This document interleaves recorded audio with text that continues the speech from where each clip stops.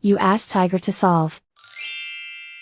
This deals with linear equations with one unknown. The final result is x equals 6/7. Let's solve it step by step. Division by 1. A variable's value does not change when it is divided by 1, so we can eliminate it. Group all constants on the right side of the equation.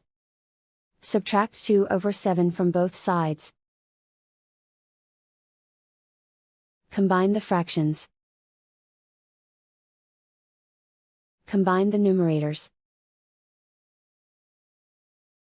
Reduce the zero numerator. Simplify the arithmetic. Combine the fractions.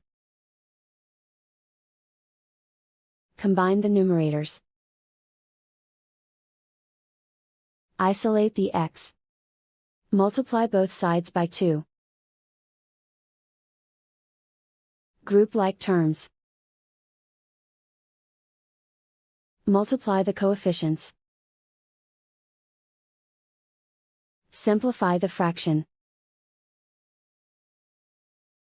Multiply the fractions. Simplify the arithmetic. And so the final result is x equals 6/7.